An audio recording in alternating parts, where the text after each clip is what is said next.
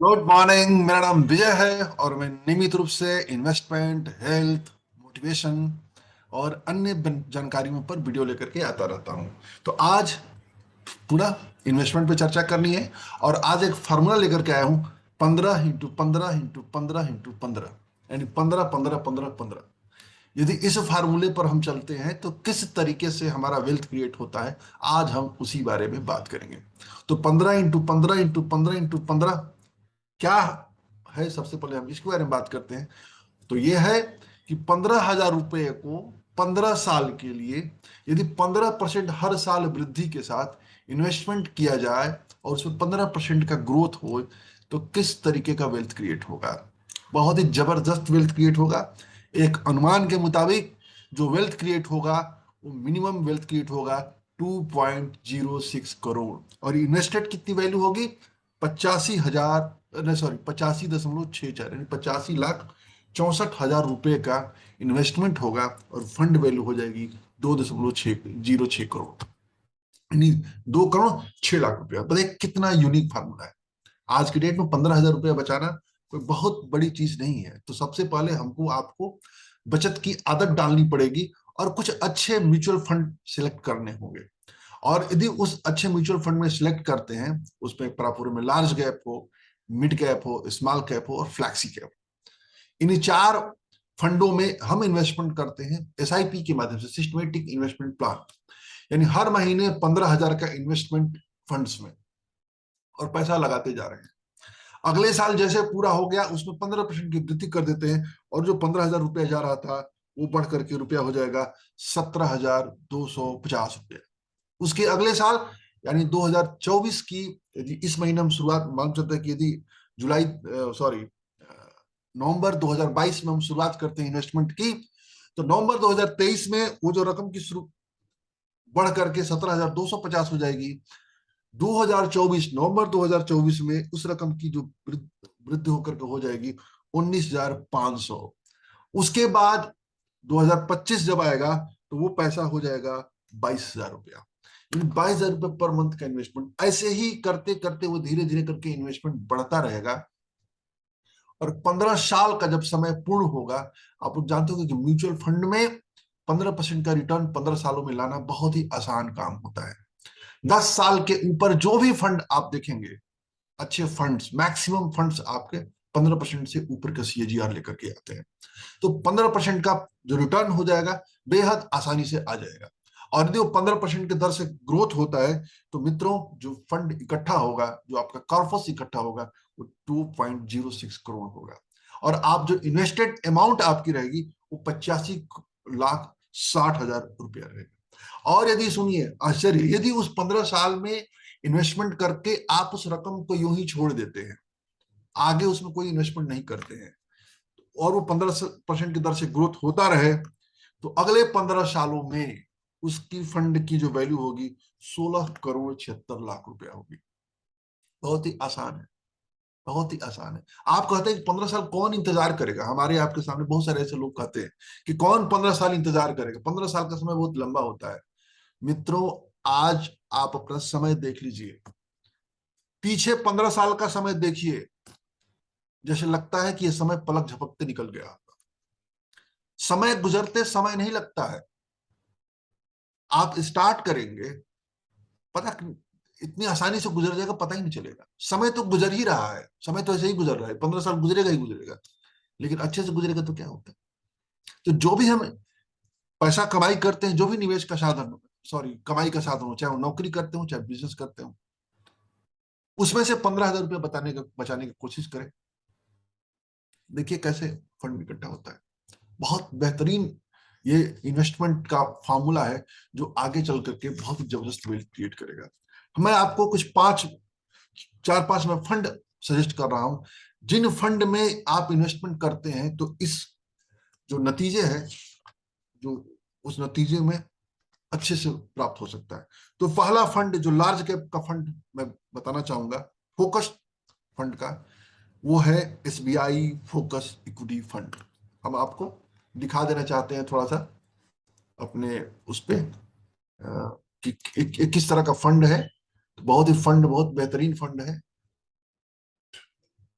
अपने उस पे कि किस तरह का फंड है। आइए देखते हैं उस फंड को। सबसे पहला जो मैं फंड सजेस्ट करूंगा वो है एसबीआई फोकस्ड इक्विटी फंड। ये देखिए आगे आप खोलते हैं, मनी कंट्रोल पे चलते हैं। मनी कंट्रोल बहुत अच्छी साइट है। ये है एसबीआई फोकस इक्विटी फंड। आपका देखिए एनएबी इसमें 233 चल रहा है। ये फंड का देखिए जरा, फंड कब से लॉन्च हुआ है, स्कीम का डिटेल देखते हैं तो ये आते हैं।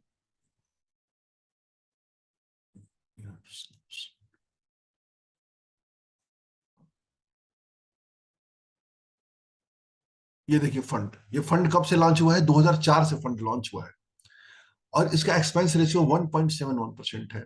और आप देखिए मिनिमम इन्वेस्टमेंट इसमें 500 रुपए की शुरुआत की जा सकती है। One time investment minimum 5,000।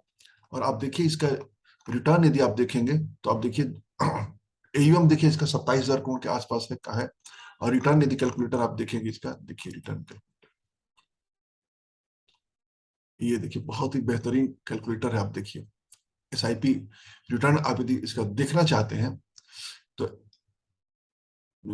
25% देखिए पिछले 2 सालों में। एक साल में हालांकि निगेटिव है, 3 सालों में 16%, 5 सालों में 14% और 10 सालों में 15.89%। और जब से फंड लॉन्च हुआ है 19% का सीएजीआर दे रहा है। बहुत ही बेहतरीन फंड है।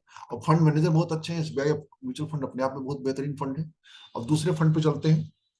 इन सभी फंड में 3-3 हजार रुपया का इन्वेस्टमेंट करना है और आप देखिए कितना बढ़िया होता है।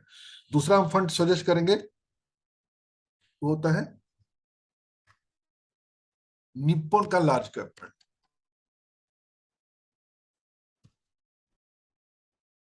निप्पॉन लार्ज कैप फंड, ये देखिए ये कंपनियां लार्ज कैप में इन्वेस्टमेंट करती है। इसको भी मनी कंट्रोल पे खोल लेते हैं। ये देखिए ये कब से लॉन्च हुआ, इस फंड को भी देख लेते हैं। देखिए ये फंड कब से लॉन्च हुआ है, आइए पहले देख लेते हैं। ये फंड देखिए कब लॉन्च हुआ है, ये 2007 में फंड लॉन्च हुआ है। इसके फंड मैनेजर है आशुतोष भार्गवा, शैलेश भार। मिनिमम इन्वेस्टमेंट में 100 रुपए से भी इन्वेस्टमेंट स्टार्ट किया जा सकता है। और वन टाइम इन्वेस्टमेंट में मात्र 100 रुपया है। बहुत ही अच्छा फंड है। रिटर्न इसका देखिए, रिटर्न देखेंगे तो बहुत अच्छा है। रिटर्न आए देखिए, रिटर्न देखिए पिछले 1 सालों में 6% का रिटर्न है, पॉजिटिव रिटर्न है इसने। 2 सालों में 33% का रिटर्न दे रखा है। 3 सालों में आप देखेंगे तो 17%। 5 सालों में 11.39% और 10 सालों में इसने 14.78% का रिटर्न दिया हुआ है। तो जब से लॉन्च हुआ है 11.77% का रिटर्न दिया हुआ है। अभी चूंकि आप देखोगे कि निफ्टी थोड़ा डाउन है इसलिए इसका रिटर्न भी थोड़ा डाउन दिख रहा है। आगे चल करके ये कवर कर लेगा, अच्छा जाएगा। अगला जो फंड मैं सजेस्ट करूंगा वो है मिड कैप कैटेगरी का फंड है। बहुत बेहतरीन ये भी फंड है। वो है axis mid cap fund.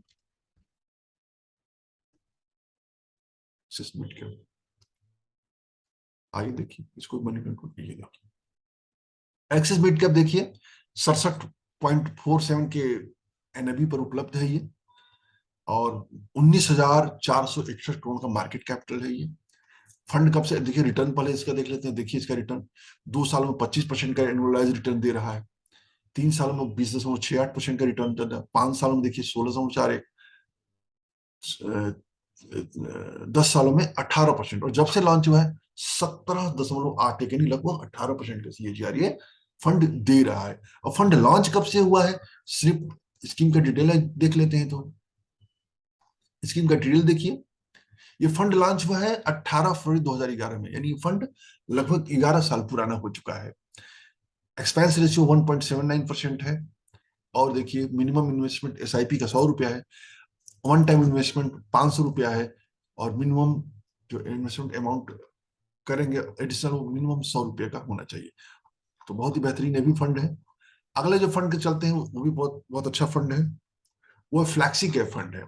Flexi cap fund जो होता है, Parag Parikh flexi cap. Flexi cap में क्या होता है, फ्लैक्सी कैप को थोड़ा सा हम लोग जान लेते हैं।